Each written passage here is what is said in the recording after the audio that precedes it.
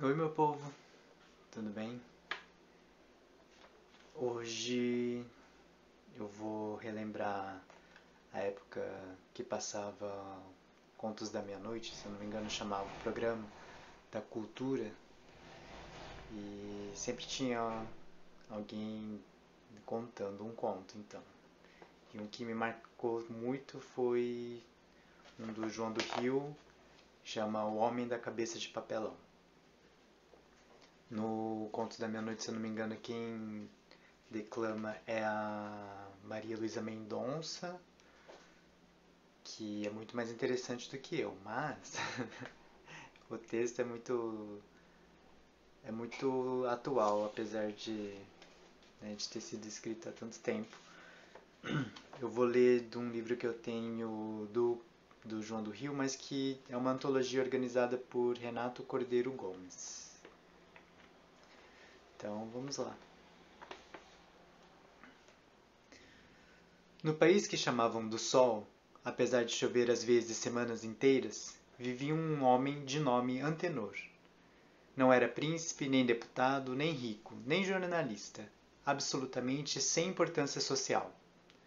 O País do Sol, como em geral todos os países lendários, era o mais comum, o menos surpreendente em ideias e práticas. Os habitantes afluíam todos para a capital, composta de praças, ruas, jardins e avenidas, e tomavam todos os lugares e todas as possibilidades da vida dos que, por desventura, eram da capital. De modo que esses eram mendigos e parasitas, únicos meios de vida sem concorrência. Isso mesmo com muitas restrições quanto ao parasitismo. Os prédios da capital, no centro, elevavam aos ares alguns andares, e a fortuna dos proprietários nos subúrbios não passavam de um andar, sem que por isso não enriquecessem os proprietários também. Havia milhares de automóveis a disparada pelas artérias, matando gente para matar o tempo. Cabarés fatigados, jornais, bondes, partidos nacionalistas, ausência de conservadores, abolso, governo, a moda e um aborrecimento integral. Enfim, tudo quanto a cidade de fantasia pode almejar para ser igual a uma grande cidade com pretensões da América. E o povo que a habitava julgava-se, além de inteligente, possuidor de imenso bom senso. Bom senso. Se não fosse a capital do País do Sol, a cidade seria a capital do bom senso. Precisamente por isso, Antenor, apesar de não ter importância alguma, era exceção mal vista. Esse rapaz, filho de boa família, tão boa que até tinha sentimentos, agira sempre em desacordo com a norma de seus concidadãos. Desde menino, a sua respeitável progenitora descobriu-lhe um defeito horrível. Antenor só dizia a verdade. Não a sua verdade, a verdade útil, mas a verdade verdadeira. Alarmada, a digna senhora pensou em tomar providências. Foi-lhe impossível. Antenor era diverso no modo de comer, na maneira de vestir, no jeito de andar, na expressão com que se dirigia aos outros. Enquanto usara calções, os amigos da família consideravam-no um enfant terrible, porque, no país do sol, todos falavam francês com convicção, mesmo falando mal. Rapaz, entretanto, Antenor tornou-se alarmante. Entre outras coisas, Antenor pensava livremente por conta própria. Assim, a família via chegar Antenor como a própria revolução. Os mestres indignavam-se porque ele aprendia ao contrário do que ensinavam. Os amigos odiavam-no. Os transeuntes, vendo-o passar, sorriam. Uma só coisa descobriu a mãe de Antenor para não ser forçada a mandá-lo embora. Antenor nada do que fazia por mal. Ao contrário, era escandalosamente, incompreensivelmente bom. Aliás, só para ela, para os olhos maternos. Porque quando Antenor resolveu arranjar trabalho para os mendigos e corria a bengala dos parasitas na rua, ficou provado que Antenor era apenas doido furioso. Não só para as vítimas da sua bondade, como para a esclarecida inteligência dos delegados de polícia, a quem teve de explicar a sua caridade.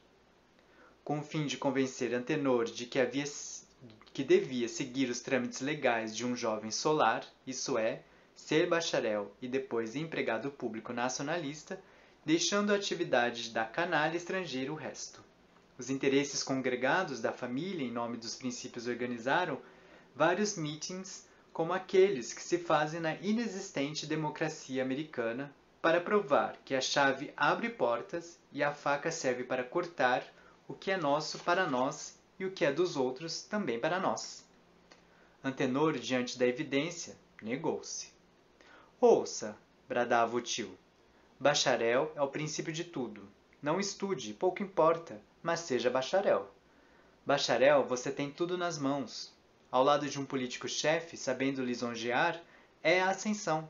Deputado, ministro. Mas não quero ser nada disso. Então quer ser vagabundo? Quero trabalhar. Vem dar na mesma coisa. Vagabundo é um sujeito a quem faltam 3 coisas: dinheiro, prestígio e posição. Desde que você não as tem, mesmo trabalhando, é vagabundo. Eu não acho. É pior, é um tipo sem bom senso, é bolchevique. Depois, trabalhar para os outros é uma ilusão, você está inteiramente doido. Antenor foi trabalhar, entretanto, e teve uma grande dificuldade para trabalhar. Pode-se dizer que a originalidade da sua vida era trabalhar para trabalhar. Acedendo ao pedido da respeitável senhora que era mãe de Antenor, Antenor passeou a sua má cabeça por várias casas de comércio, várias empresas industriais. Ao cabo de 2 meses estava na rua. Por que mandavam embora Antenor? Ele não tinha exigências, era honesto como a água, trabalhador, sincero, verdadeiro, cheio de ideias. Até alegre, qualidade raríssima no país onde o sol, a cerveja e a inveja faziam batalhões de biliosos tristes. Mas companheiros e patrões prevenidos, se a princípio declinavam hostilidades, dentro em pouco não o aturavam. Quando um companheiro não atura o outro, intriga-o. Quando um patrão não atura o empregado, despede-o. É a norma do País do Sol. Com Antenor, depois de despedido, companheiros e patrões, ainda por cima, tomavam-lhe birra. Por quê? É tão difícil saber a verdadeira razão por que um homem não suporta outro homem. Um de seus ex-companheiros explicou certa vez. É doido. Tem a mania de fazer mais que os outros. Estraga a norma do serviço e acaba não sendo tolerado. Mau companheiro. E depois, com ares...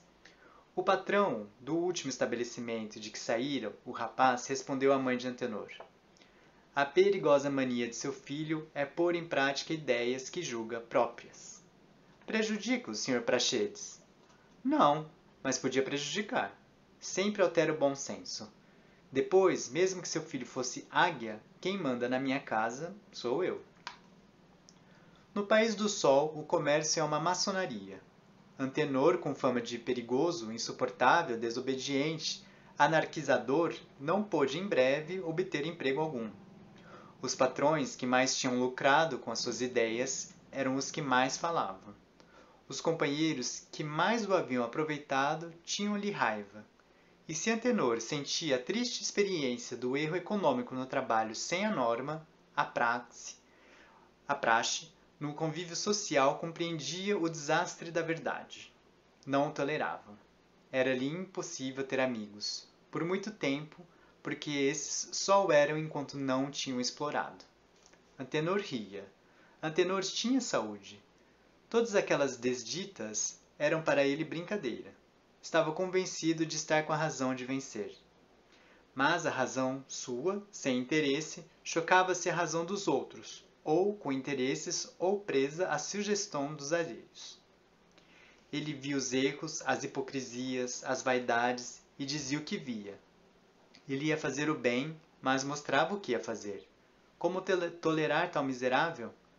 Antenor tentou tudo, juvenilmente, na cidade. A digníssima, sua progenitora, desculpava-o ainda. É doido, mas bom. Os parentes, porém, não o cumprimentavam mais. Antenor exercia o comércio, a indústria, o professorado, o proletariado. Ensinara geografia num colégio de onde foi expulso pelo diretor. Estivera numa fábrica de tecidos, forçado a retirar-se pelos operários e pelos patrões. Oscilara entre revisor de jornal e condutor de bonde. Em todas as profissões, vira os círculos estreitos das classes, a defesa hostil dos outros homens, o ódio com que o repeliam porque ele pensava, sentia, dizia outra coisa diversa. Mas Deus, eu sou honesto, bom, inteligente, incapaz de fazer mal. É da tua cabeça, meu filho, da tua má cabeça. Qual? A tua cabeça não regula. Quem sabe? Antenor começava a pensar na sua má cabeça, quando seu coração apaixonou-se. Era uma rapariga chamada Maria Antônia, filha da nova lavadeira da sua mãe. Antenor achava perfeitamente justo casar com Maria Antônia. Todos viram nisso mais uma prova do desarranjo cerebral de Antenor. Apenas, com pasmo geral, a resposta de Maria Antônia foi condicional. Só caso se o senhor tomar juízo. Mas que chama você juízo? Ser como os demais. Então você gosta de mim? E por isso é que só caso depois. Como tomar juízo? Como regular a cabeça? O amor leva aos maiores desatinos. Antenor pensava em arranjar a má cabeça. Estava convencido. Nessas disposições, Antenor caminhava por uma rua do centro da cidade, quando seus olhos descobriram a tabuleta de uma relojoaria e outros maquinismos delicados de precisão. Achou graça e entrou. Um cavalheiro grave veio servi-lo. Traz algum relógio? Trago a minha cabeça.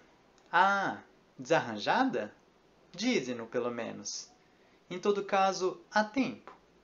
Desde que nasci. Talvez a imprevisão na montagem das peças.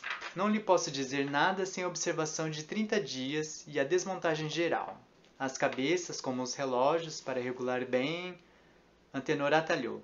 E o senhor fica com a minha cabeça? Se a deixar? Pois aqui a tem. Conserte-a. O diabo é que eu não posso andar sem cabeça. Claro, mas enquanto a arranjo, empresto-lhe uma de papelão. Regula. É de papelão, explicou o honesto negociante. Antenor recebeu o número de sua cabeça, enfiou-a de papelão e saiu para a rua. 2 meses depois, Antenor tinha uma porção de amigos. Jogava o pôquer com o ministro da Agricultura, ganhava uma pequena fortuna vendendo feijão bichado para os exércitos aliados. A respeitável mãe de Antenor viu-o mentir, fazer mal, trapacear e ostentar tudo o que não era. Os parentes, porém, estimavam-no. Os companheiros tinham garbo em recordar o tempo em que Antenor era maluco. Antenor não pensava.